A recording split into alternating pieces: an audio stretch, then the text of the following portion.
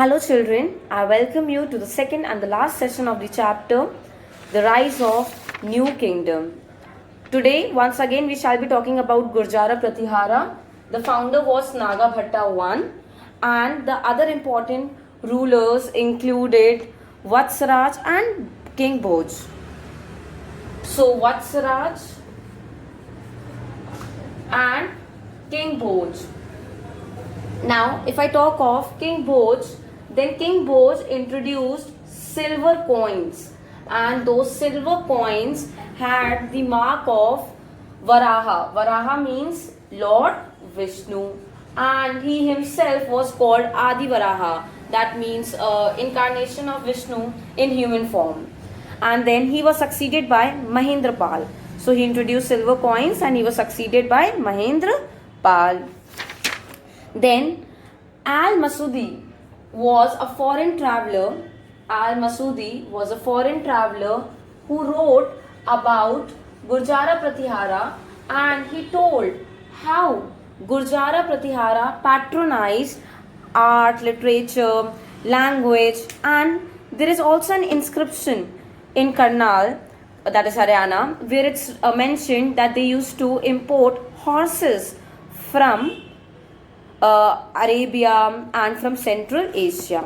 However, this dynasty came to an end after the attack of Mahmud Ghazni. So, Nagabhatta I found Gurjara Pratihara dynasty. Then the other important rulers included King Bhoj and Vatsaraj.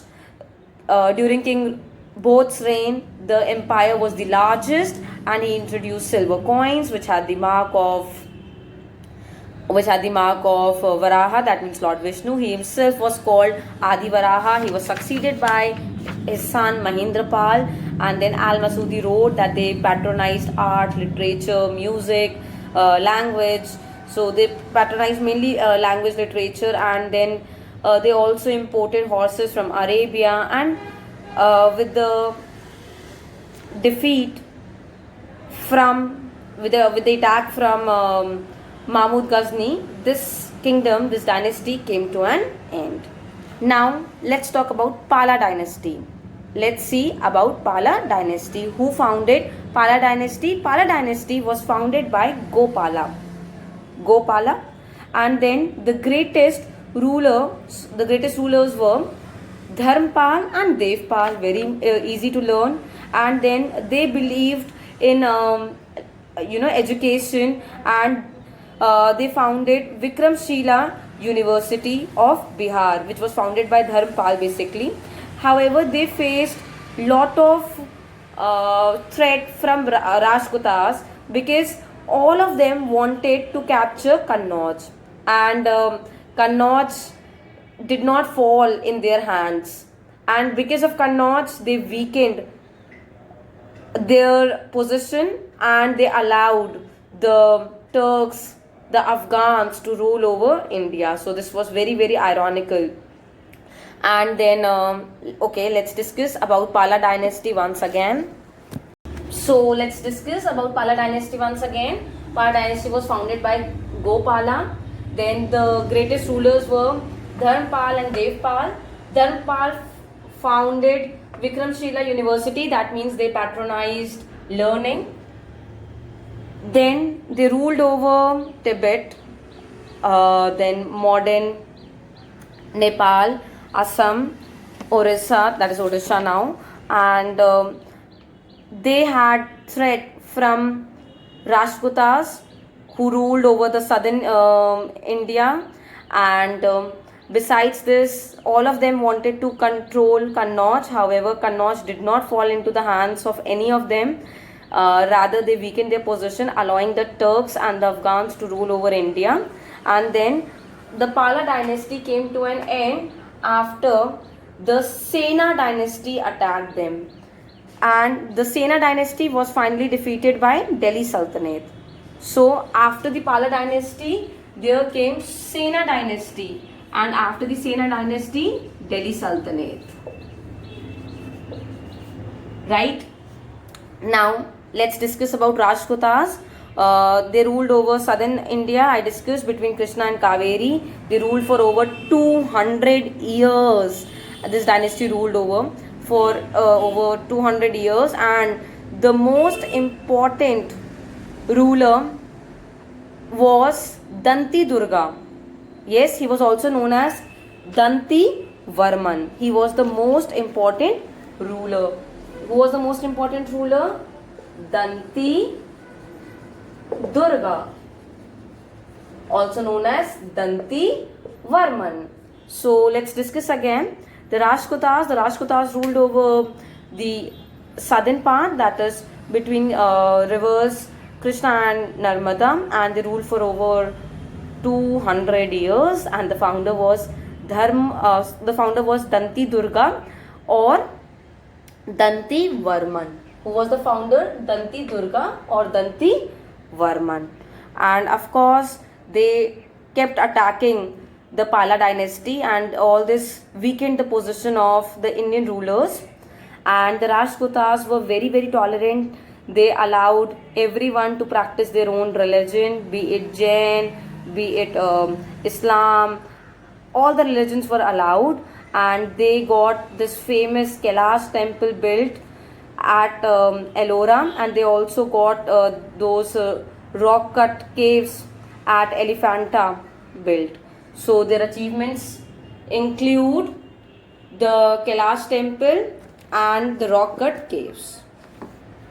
So Rajputas, they ruled between Krishna and Narmada river. The founder was Danti Durga or Danti Varman, and they got this Kailash temple built, and besides this they also got the rock cut caves built at Elephanta. Now the Gurjara Pratihara Pala, the Gurjara Pratihara we just discussed, founded by Naga Battavan. Then King Bhoj was there. Pala dynasty founded by Gopala, then Dharampal and Devpal. Dharampal, who founded Vikramshila dynasty, and these Rajputa dynasty founded by Danti Durga. They all kept fighting amongst themselves because they all wanted to control Kannauj, and however Kannauj did not fall into their hands. Rather, they weakened their positions. The Rajputas were later on defeated by the Chalukyas, who also ruled the southern India. The Palas were defeated by the Sena dynasty, and then and the Palas were also attacked by the Cholas. However, they were overthrown by the Sena dynasty, but they were constantly being attacked by the Cholas. Again, the Cholas also ruled over southern India. See, Rajputas ruled over southern India, Cholas ruled over southern India, and the Chalukyas ruled over southern India. And the Cholas attacked the Palas. However, it was the Sena dynasty which was able to overthrow the Palas, and later the Sena dynasty was overthrown by Delhi Sultanate.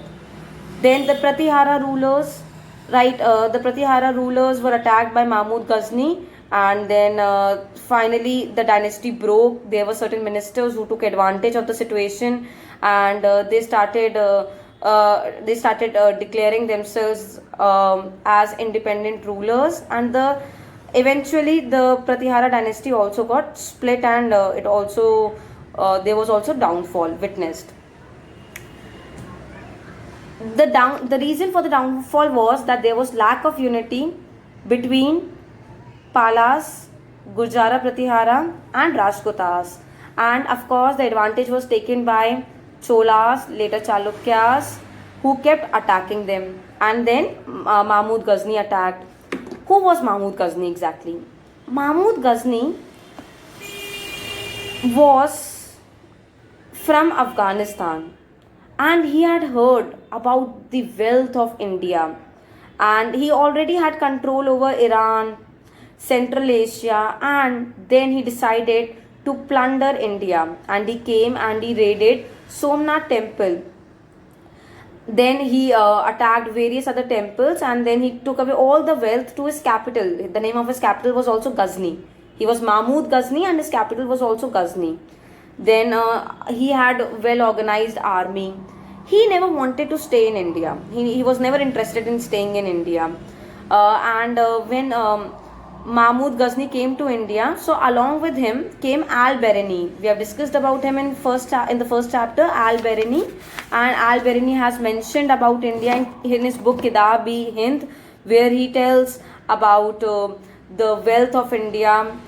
And Mahmud Ghazni was not at all interested in settling in India. But Mahmud Ghazni had a commander. His name was Muhammad Ghori.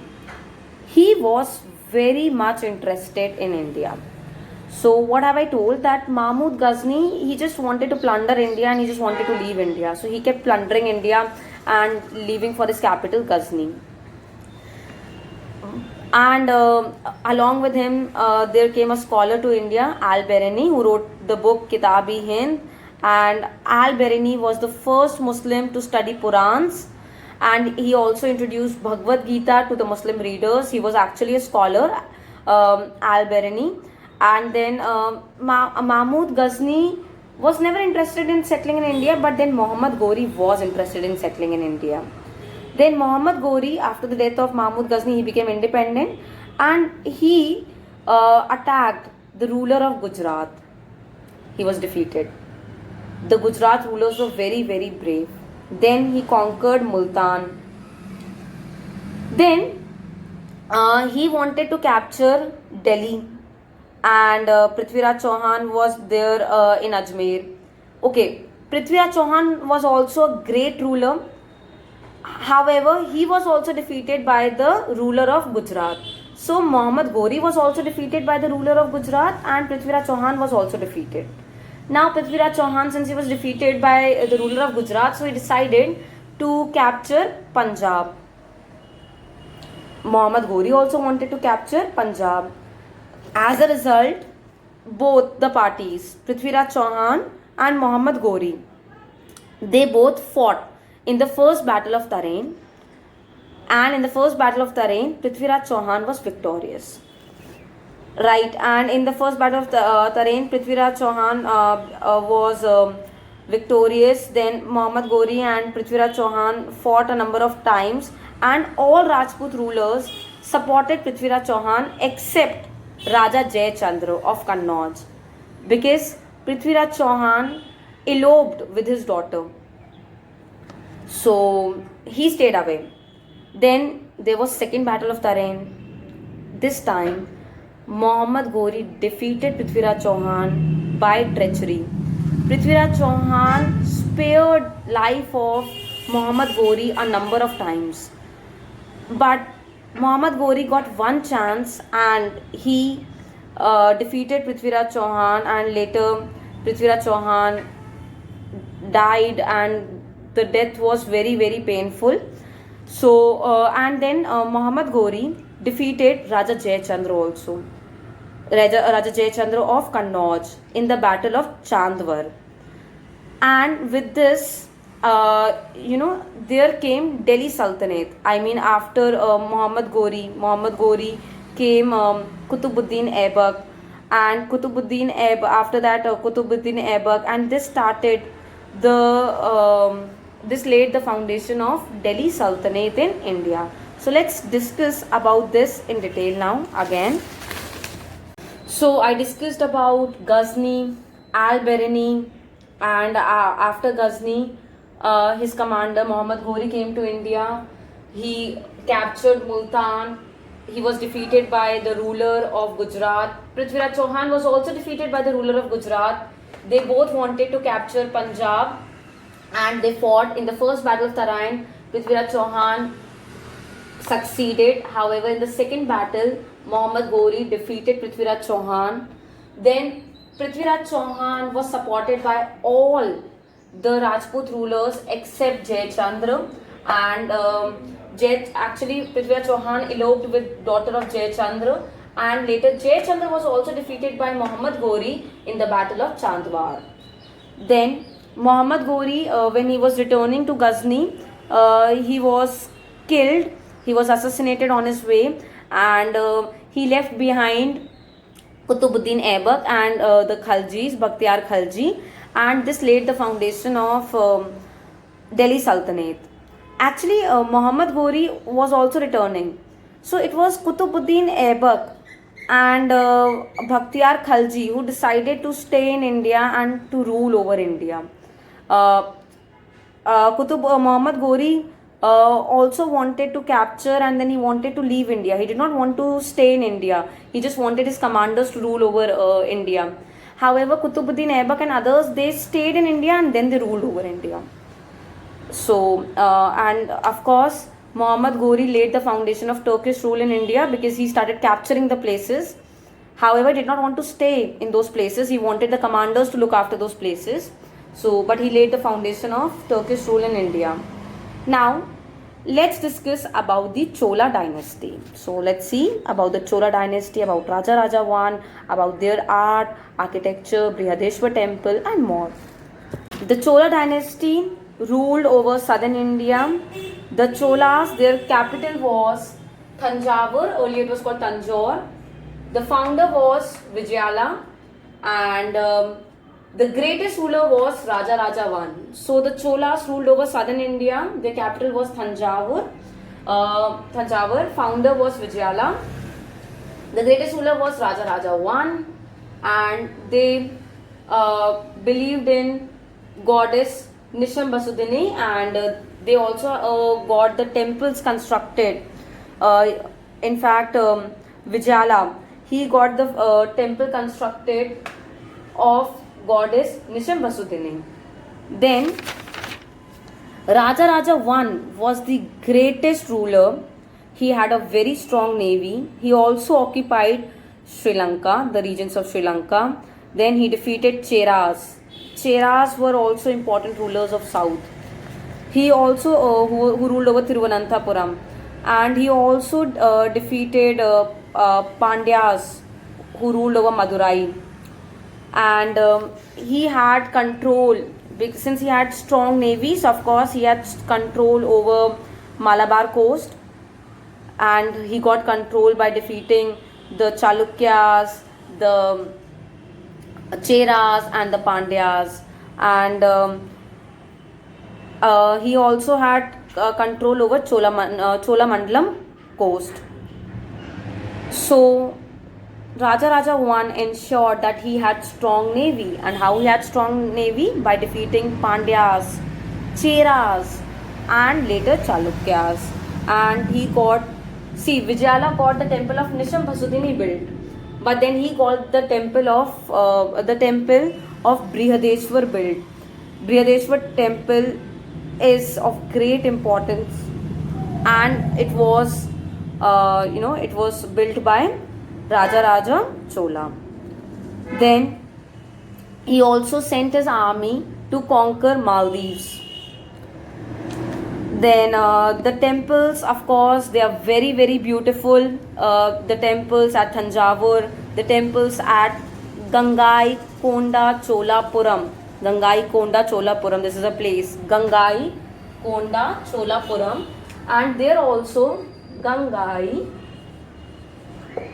Konda Cholapuram. Pronounce it this way, Gangai Konda Cholapuram. So Gangai Konda Cholapuram also has beautiful temples which were which were constructed during the reign of Raja Raja I. He got them built, and then Bharatnatyam was performed. It was developed during the reign of the Cholas only, and then Carnatic style of music was played, and then there were inscriptions. The inscriptions were on copper plates, and those inscriptions discussed about the medicines, about the problems of the temples, and they give us a lot of information about the events, about the people. So there was a trend of writing on those copper plates, and those copper plate inscriptions are of great importance to us. They give us a lot of information about the villages, about the officials, and then the three languages which were developed were Tamil, Telugu, and Kannada. And of course, we cannot forget about the bronze statue of Nataraj. And bronze statue of Nataraj has been found, and this shows that they got all the statues of gods and goddesses uh, built in built by using bronze. Bronze is actually an alloy, so they used bronze to get the deities, or to get the statues of various deities. And Natraj means they got a statue where you can see Lord Shiva performing, and this statue is of great importance, so they used bronze, right? Then you can see the bronze statue of Natraj, that is Lord Shiv. Then besides this, Tamil, Telugu, Kannada, these languages got developed. Carnatic music was developed during this era, and Bharatnatyam was as a dance form also developed. Then the king was assisted by council of ministers, uh, the council of ministers.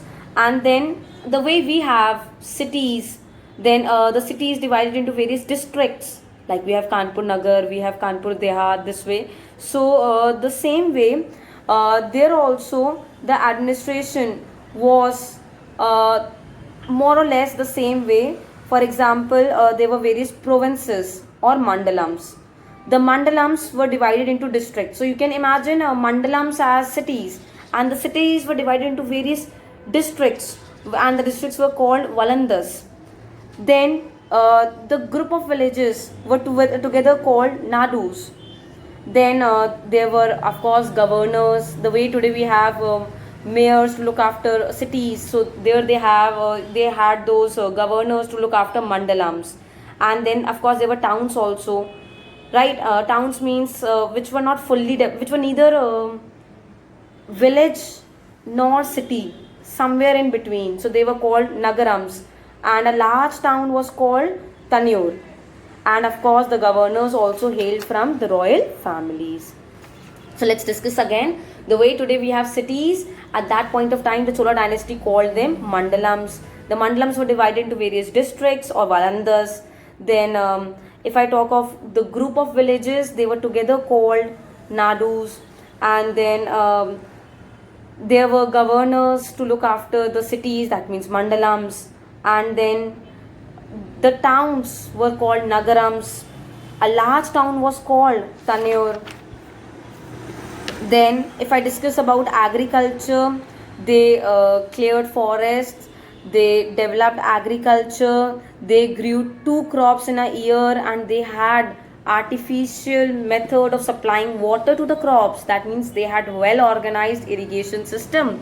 Of course, river Kaveri provided them water, fertile soil, and they ensured that they had proper embankments to protect themselves from floods. Then they got various canals built, and then there was artificial method of providing water. That means they used various irrigational techniques. They collected rainwater in huge tanks. They knew the art of making dam, and they got the dam built across river Kaveri. And then in Thanjavur, their capital, they stored the grains. There were granaries where they stored grains. And the Chola dynasty, they got so many beautiful temples built, and they helped the farmers to convert the barren land into fertile land by providing proper irrigation. And hence they were actually one of the greatest rulers who ruled across India.